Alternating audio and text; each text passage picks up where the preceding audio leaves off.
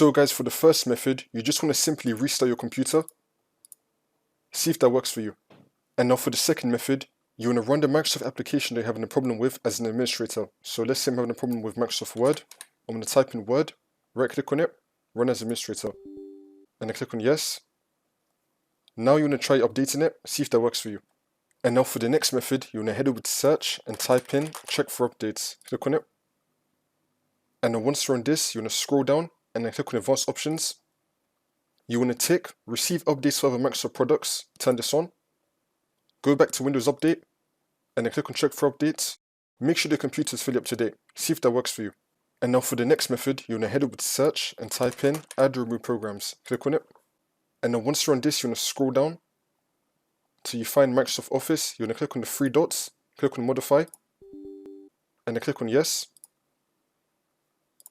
And then once you're on this, first you want to try doing a quick repair. Select this, click on repair. If that still does not work, you want to do online repair. Select this and then click on repair. And then once you repaired Microsoft Office, you just want to restart your computer and then the problem should be fixed.